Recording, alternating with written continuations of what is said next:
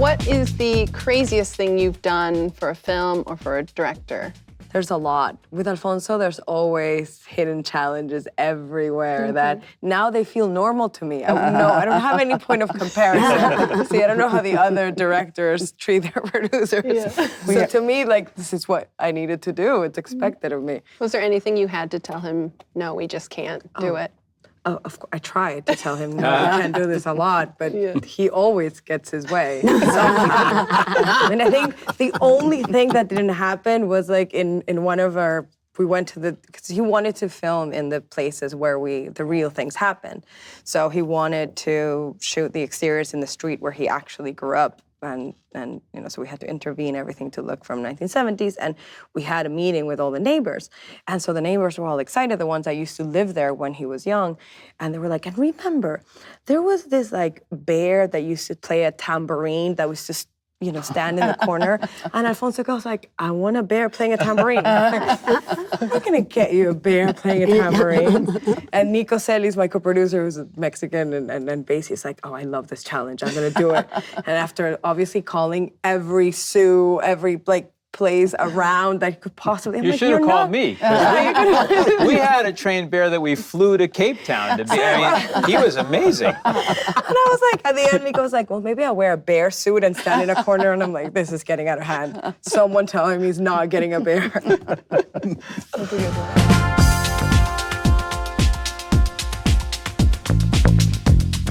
So with 22 July and Roma, they're both being released by Netflix, which is obviously more known for its streaming releases. What kind of conversations did you have about having your movies seen on the big screen? Oh, and same for us. Like we actually came, like Netflix sort of was involved after we were already in the end stages of post-production.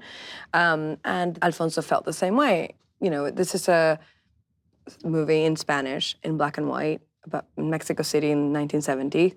It's not necessarily, it's not like we had all the big studios knocking on our door saying like, we want to distribute it all over the world in million theaters like Gravity. So in a way, sort of Netflix was a great platform for having 130 million people having the option to see it.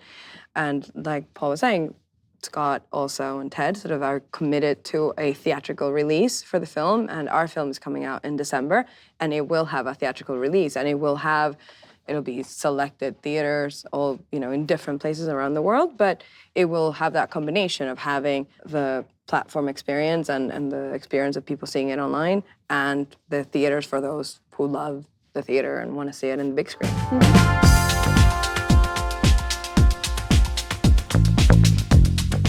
How would you describe what you do to a kid? How would you guys describe it?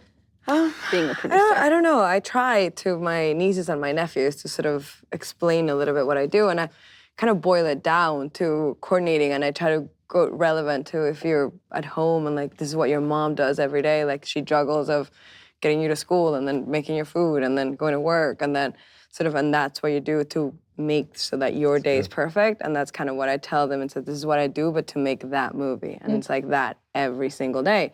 And some days your brother gets sick, some days you're late for school, and those things are just like overcoming. And that's kind of what I try to give them. And someday you have to be extras in the movie. Exactly. My hat goes off to like directors or creatives who actually put themselves out there into wanting to face that challenge, because like for the rest of us, we're just sort of helping you make it, but it's you who actually represent and take the chance. I mean, Alfonso in this one, obviously it's personal, it's his own life, and that...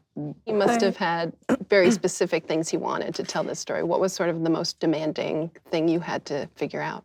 Everything. I mean, it was really hard. I mean, this is my first time actually producing. I mean, I've been working with him for many years, but sort of having all the responsibility on me, and yes, he's also the producer of the film, but he was directing it and writing it and editing and photographing it. So I was like, okay, something's got to give, right? So someone's got to get on the phone.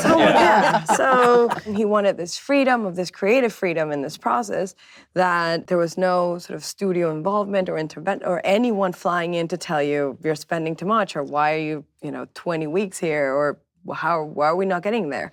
So once we got into the rhythm of knowing, you know, like every scout was a tech scout, and we needed to bring 30 people in because every department needed to be represented because we all needed to like, oh, what's he gonna want here? Or if he says like, oh, that kid's gonna be wearing a helmet, obviously. And I'm like, oh, like, only you know that you were wearing a helmet, you know, like 30 years ago. I don't know.